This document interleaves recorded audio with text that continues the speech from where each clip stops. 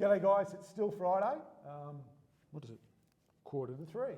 And this is podcast number 4. And with me is David Brown from Shooters Union. Shooters Union Australia, thank you. Shooters in Australia.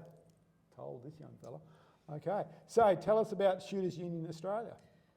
Okay, so about 20 years ago, or almost 20 years ago, Jan Lindsley, who was quite well known, particularly in international shooting and Commonwealth Games kind of level shooting, and is a firearms dealer, and husband's a gunsmith and armourer. Okay. Very well known in the sort of rural regional Queensland area. Her and Graham Park and a bunch of others were like sitting around the campfire, so to speak, you know, post 96, and oh yeah.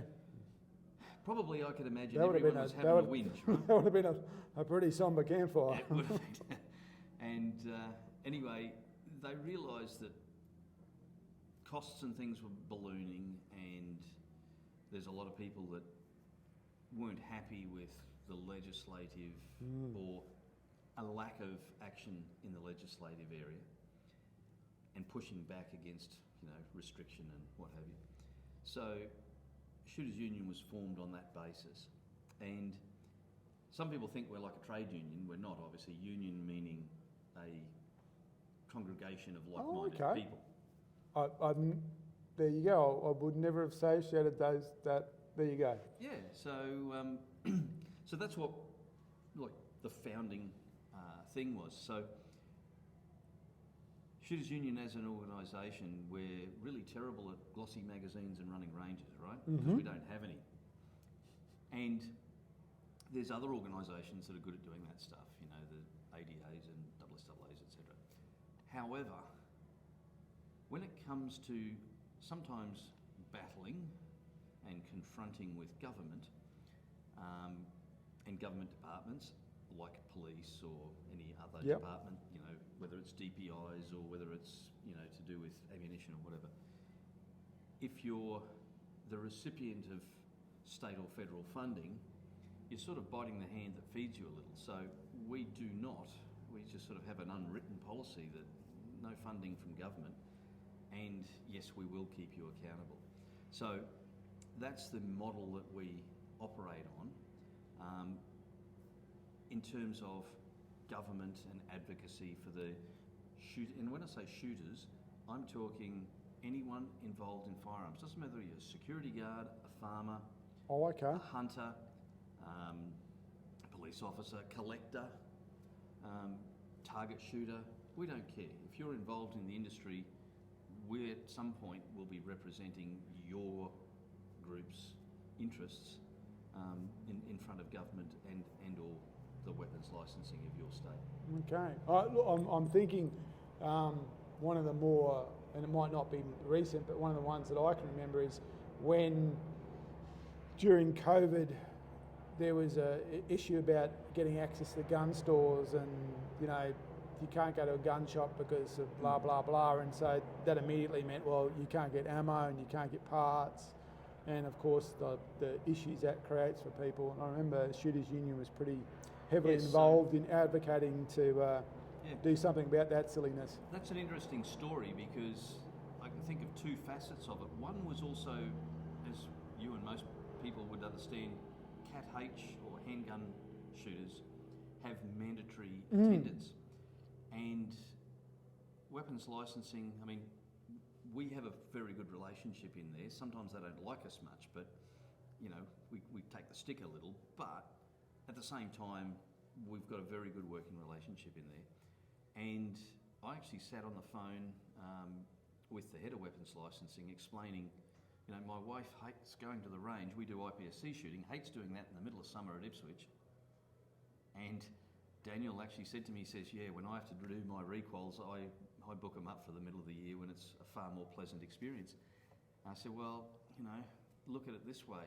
I think we need to water down the participation requirements. And anyway, he and I actually came up with a plan, and he came back to me and said, do you think this would go? Will this fly, so to speak? And he obviously went and talked to a few other groups as well, but literally that was what we did. So that was one facet. Then there was the dealer problem. And I firmly believe, and the RTIs that we have seen suggest that the dealer problem was a backlash from the Flickham campaign that we ran in the previous, or the shooting industry ran in the previous state election, and I think Anastasia was having political payback because she was blaming the Chief Health Officer. The Chief Health Officer was blaming National Cabinet. We knew nothing was happening at National Cabinet, and the Health Department were going, why are we shutting gun shops? So the RTIs soon showed that it was politically motivated, probably coming from the Premier, and the Chief Health Officer was, let's just say, covering for it. She did get a nice job as a post-Chief Health Officer role, I noticed. I'm not sure whether that's at all related, jobs for the boys or girls or something. But anyway, Just works. Actually, who would say she such now a thing? works just up the road from me, Yeah, that's right. or her workplace is just up the road from me. So the gun shop closure thing was just crazy because, and weapons licensing, I mean, people often say, weapons licensing, mumble, grumble, complain. They got behind us, and it was more the Dealers Association. So Jan Lindsley, one of the founders of Shooters Union, is also the secretary of the Dealers Association. So we sort of worked together. It was really more the Dealers Association's deal, but Shooters Union whipped up the storm amongst the shooting public because there's only a small, 10, 20 dealers in Queensland. Yep. So we whipped up the public furor to lend some weight to what the dealers were trying to do. But weapons licensing actually took the position that, hang on, dealers do half our work for us. Yes. Someone finds Granddad's collection in the back of a shed somewhere, they take it. The police do not want you walking into a gun shop with a fistful of rifles, shotguns or whatever. The dealers do that. And weapons licensing is saying, no. We don't want the dealers shut down. So even through the police commissioner, weapons licensing were lobbying to stop that. So yes, we were involved. It was a fairly wild time. Fortunately, a few of us had a bit more time on our hands to devote to lobbying the government because we were all imprisoned at home. But yes, so Shooters Union does all sorts of things.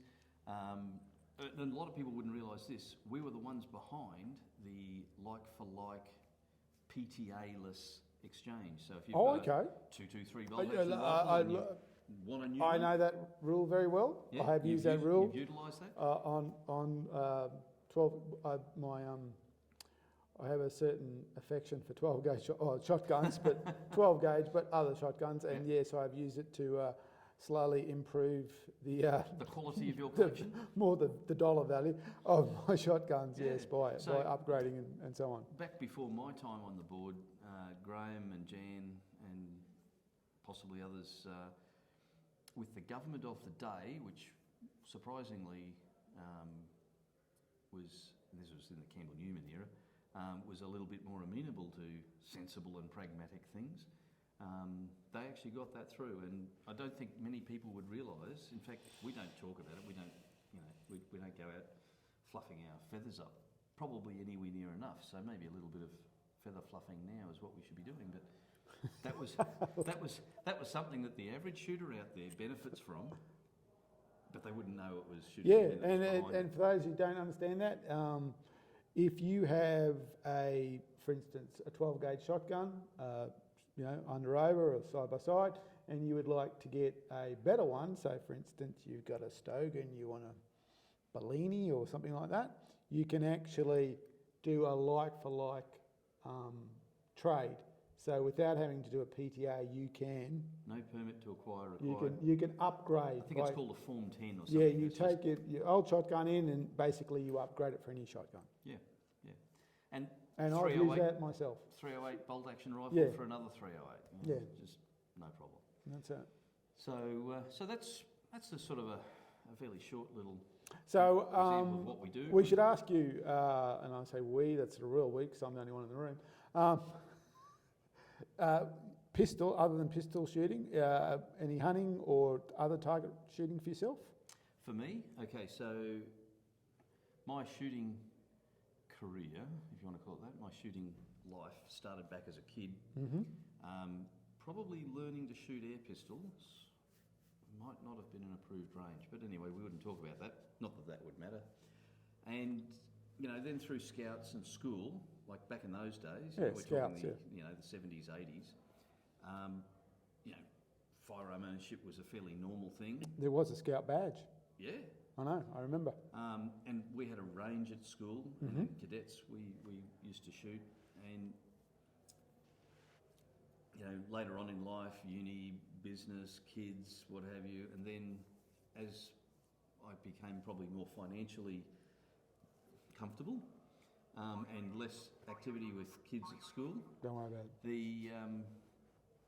the opportunity came for me to sort of get back into it again, and my wife always wanted to shoot clays, Yep. and I didn't realise that, but the long and short of it was that she was most in favour of me. I wanted to get involved in handgun shooting. I liked the concept of that. And one of my best mates from school, he'd been a pistol shooter since he was a kid, and his mum and dad. So anyway, we got involved, and Lisa acquired, not inherited early or acquired her father's rifle collection. And Lisa and I got into handgun shooting, and we've been shooting in the States quite a lot, and we've gone to the guy that created IPSC, Colonel Jeff Cooper. Yes, I used to. I was a Scout rifle. Okay, so Jeff Cooper's legacy. He started a place called Gunsight Academy, and Gunsight Academy is one of the world's leading force-on-force and handgun rifle training. They send Navy SEALs and SWAT team trainers, and so we've been there and done a lot of training. Oh wow! I tell you what, it's a lot of hard work, and it's a serious business, but thoroughly enjoy it. And what that does is it actually improves your IPSC shooting, because concealment, cover, move and shoot, all those things that you want to do in IPSC is what tactical training is about. So anyway, we've done a fair bit of that, and then Lisa wanted to do clay target shooting, so out we went and spent a truckload of money on some nice Berettas, because any shotgun will shoot, but you might as well have nice furniture. That's right. So, off the back of that, for Christmas one year, some people buy their wives a cookbook or I buy my wife something. power tools. Power tools. And Yeah. she likes power tools. I built her a trap, like a full-on trap house, concrete floor, automated trap. Didn't muck around. So we built that up. Did you put a beer fridge in it so you can sit in there? No drinking and beer. Oh, you mean beer to launch? No, you can have the drink the beer while you're on the loading the trap. We saved the beers for after the shooting, but so we did this up at the family farm. We've got a couple of acres down the front corner that we weren't able to crop, and it's a nice little level area with a contour bank, and so yes, we are across just about everything in shooting. Wow. I do a little bit of hunting, don't get to do enough, and I think that's partly because just busy doing everything else. Yeah. But I do like a little bit of Bambi in the freezer. Yep. And like I say, Lisa likes having a shoot of the rifles, and she's got a couple of nice rifles herself. But from a hunting perspective, that's me, and I haven't done enough of it in the last couple of years. COVID really, just prior to COVID, put a stop to hunting. Yeah, it did. It certainly made things very difficult. I always think that when it comes to hunting and shooting, because I talk to a lot of people, you always make time for what you're really into. Because I will happily forego going to the range if it means I can go out to hunt for a day. Yeah, well, and vice versa. For me, if I've got to go to the range, and for Cat H participation, I have to go to the range. And as much as I love, the handgun shooting, hunting takes so my last hunting trip was a whole heap of planning. It was well away from civilization. It was getting the right gear, packing the plane, flight planning because fuel in and out, and then getting fuel again to get back to Brisbane. There was effort there, and then obviously there was the effort of getting there, and we had a great week, don't get me wrong, and I brought back 1, 2, 3, I think I might have put 3 deer into a whopping great big esky and some cooler boxes, shoved them in the back of the plane and fired at home. But it's pretty cool when you can go from, I don't know, 1,800, 1,900 kilometres from Brisbane, but be back home in 5 hours and certainly. well, probably 6 hours yeah, into the fridge. That's not bad. So I obviously cut them down on site and just brought the bulk back. But so that was my last hunting trip, and you probably just need to do some more. I need to find more friends. That's it. Or more deer. More deer friends. Or friends with deer. I've got a very good friend who allows me to hunt deer on his property, and it's 90 minutes from home. So he's my new next best friend. He is a very good friend, and I am now able to hunt on a Friday. That's cool. I'm now to go, okay, running my business, clear the decks, disappear on a Friday, cool. drop the kids off at school on Friday morning, go for a hunt, come back. So tell me, I'm going to interview you. Oh, now. cool. Shooting with your kids. Do you go hunting with your kids? I do. I'm just looking at our battery power, so we better watch it. It might cut out. But yes, if you followed my website, which is devastating that you don't, or read my articles, which is devastating that you don't, you will know that. We'll have to discover them. You will know for the last 4 years now, I've been introducing my eldest son to hunting. So he doesn't shoot yet. He's 9 years old, and the reason he doesn't shoot is I don't believe he has the hand-eye coordination yet. It'll come in time. It's not that it won't come, it's just they're not yet. But he's learning. But kids are sponges. He's a sponge, so he went on his first public land hunt when he was 6. The highlight of his first public land hunt was watching a goanna eat the guts of a pig that we shot. He watched that for literally an hour and a half. He thought it was the most fascinating thing he ever saw. He's been deer hunting with me a number of times. We actually have a yearly father and son hunt. COVID put a kibosh on that, but we've had just come back from our last one. We had one this year where we hunted state public land again for the first time on that father-son hunt. Before that we were hunting private land, and he helped with the processing of both animals. Yeah, and see, that's a good skill to learn, and I learned that in Scouts. So in that he was standing there holding the leg, watching, asking questions, things like that. So he loves camo too much, actually. Can't get him out of it. So yeah, he is very much, hunting is something that he has a real passion for. His younger brother is not so much there. He'd rather fish. Right. But for me, the way that they got there, and I'll say this to people with kids, the introduction was fishing. So and we're back. What happened was the battery died. So let me ask you another question. Okay, I'm just making sure we're recording. Yeah, so to finish up, so for us, the introduction to the processing of something into food started with fishing. Yeah. So let me ask you another question. Sure. You know, everyone talks about going fishing and never catching, and we spoke earlier off camera about people, they go hunting but don't take any meat home or a trophy home. One of the, and this is something I learnt through a friend of mine in America, Tom Gresham, was why we hunt is not necessarily about meat in the freezer and a trophy on the wall. It's the building memories, and it might be with your kids or you and your father, you and your grandfather kind of relationship. You're building memories, but you're also doing it in an environment where you can enjoy nature for what nature is. I mean, some people joke about it as just hiking, carrying around a rifle. Yeah. It's really more about let's call it the spiritual sort of out in a peaceful environment where you can just sit, if you want to sit and watch the creek bubbling away for half an hour because you're waiting for a deer to wander past or a pig to come and get it.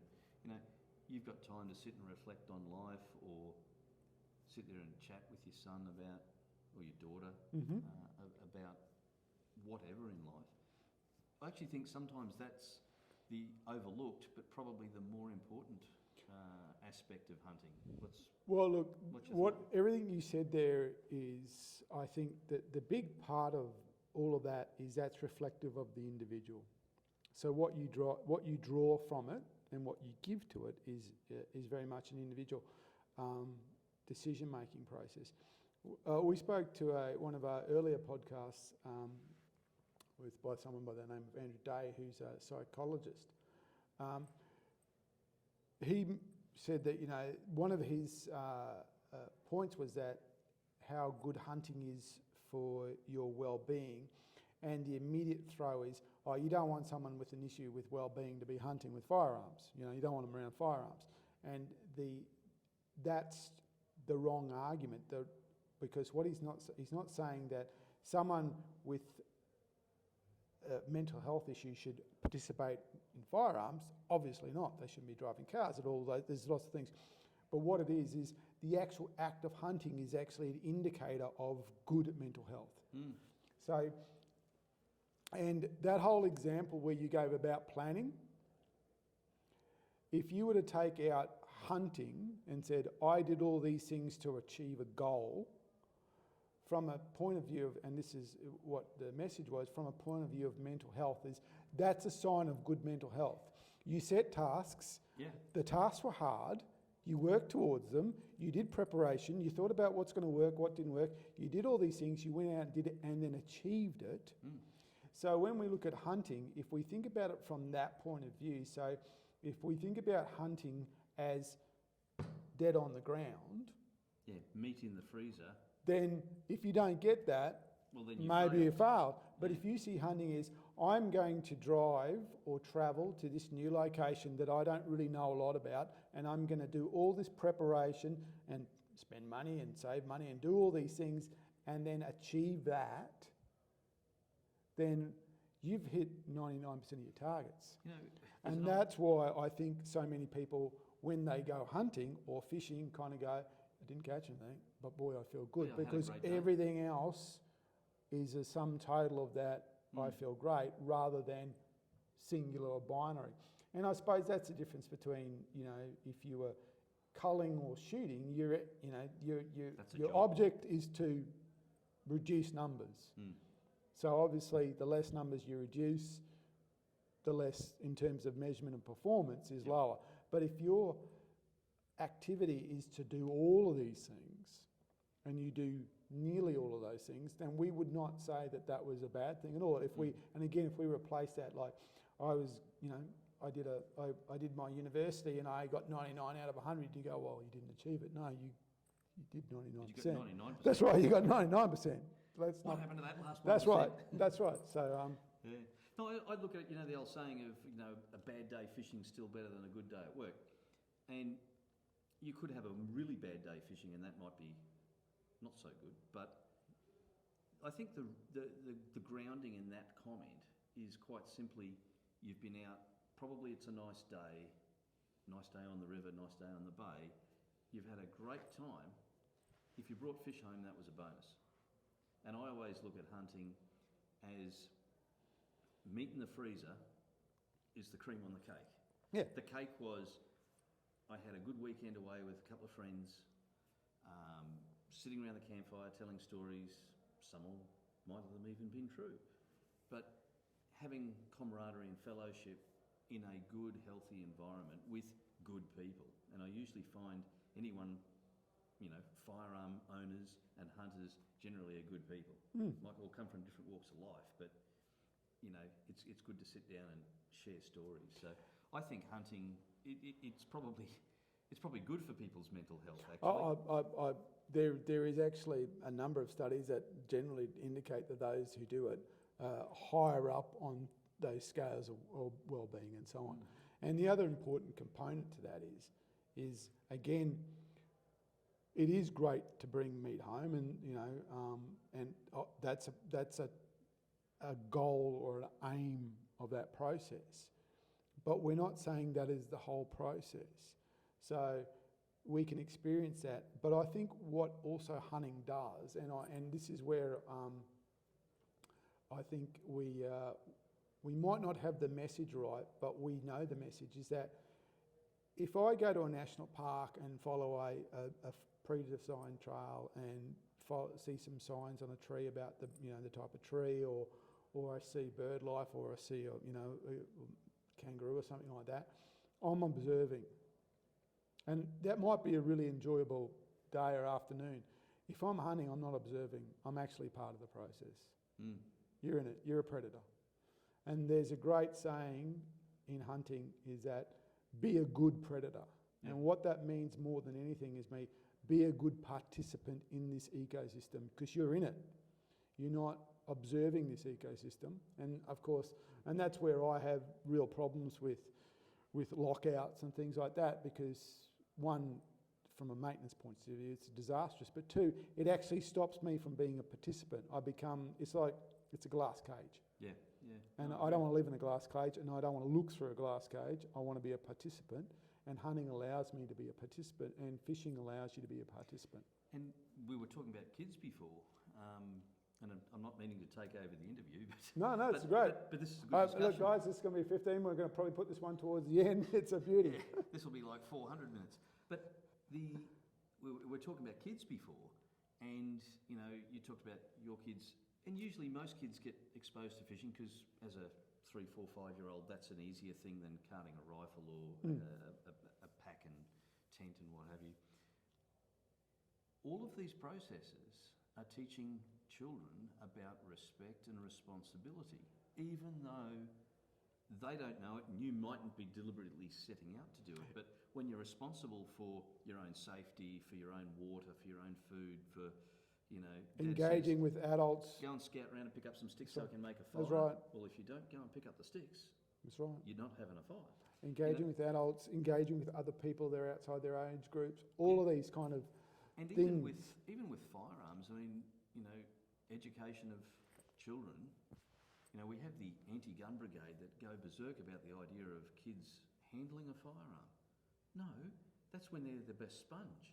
Let's teach them responsible firearm safety from a young age, because at some point in their life they might otherwise come across a firearm, legitimately or otherwise. It's better they're trained safely, and they won't forget that. No. That is stuff they will not forget. And we don't do it in scouts and cadets and anymore, things like we used to. So I think the whole process it actually helps build more responsible and respectful kids. And I'll ask you another question. Have you ever been to a range where there's kids? Unfortunately, no, because they don't usually allow them. Right. I have been to only. Look, I've been going to ranges now for some time, and I can only think of a handful of occasions where I've seen kids at ranges. And that's a shame. It is. In pistol shooting world, there's quite often a lot of juniors. But we were talking before about gun sight. Families take their kids along. The kids learn like defensive use with firearms. These children have, and I'm not just talking about there. I'm talking about here. The pistol shooters and what have you, and the clay target shooting clubs I've been to where there's kids, juniors shooting. Apart from their firearm safety being respectful, their manners towards everybody else, the way they conduct themselves, you go, hey, there is hope for society yet. Look, I haven't seen it, so I can't comment on it, but it's a big part of so when we go hunting with my son, it's not just me and my son, there's other adults there.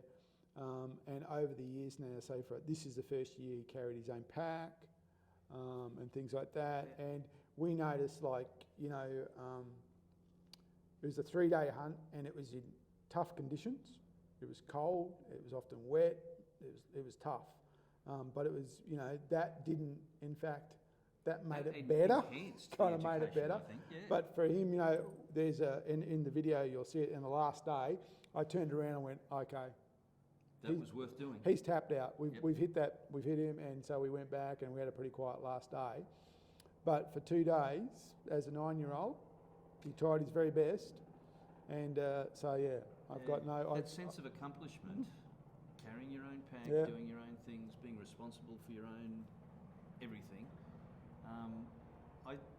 I think there's a lot of children that could do with that kind of upbringing that have missed out on it, and I think it shows. So to all of your listeners, get them involved. And that people know that that's a big part of what I am about. It's about actually, as I said, I want the day where I can throw them the car keys and they pack the truck and they drive me and they cook the camp and they set up the tent and I watch and they carry, and they're big strapping young lads who carry the deer out and I just relax. So You that's, just sharpen the that's knives. right, that's right. Do this, do that, bring down a beer, right, that kind of stuff. But that's, that's the flippant ultimate goal. But what it is about creating, Good competent quality people. competent people. Yep, I agree. Okay. Well, this has been awesome. It has been. Who would have thought it'd come this way? You just never know. No. Okay. Well, thank you very much. Thank you very much. I think we might do a more extended version again sometime. Yeah, I believe you're going to do one with Graham Park. Yeah, we are. Graham's he's got lots and lots and lots of interesting things to talk about from not just here but overseas as well. So you'll enjoy that, and hopefully the listeners will enjoy that. And I've got to put a plug in, $35 a year, and you get a justifiable reason here in Queensland and in a couple of other states. But not only that, $20 million worth of public liability insurance, so long as you're lawfully shooting either on private property or on a range. So, want to support the people that are doing some advocacy and what have you. $35 a year is it's cheap for the insurance value alone. So we'd really appreciate it if your viewers would participate in the Shooters Union family. Okay, not a problem. And in regards to that, I'm a member of many families. So I look at, to me, the way I look at organisations within the hunting and shooting fraternities, they all serve a particular purpose. Correct. And to me, Shooters Union serves a particular purpose, and I'll readily admit that. For me, it's about their structure of their pistol club. That's why I'm a member. Yeah, well, Okay. Thank you very much. That's us, guys. And I'm going to wrap up for the day, and we'll be back tomorrow with Joey from DPI. See you soon.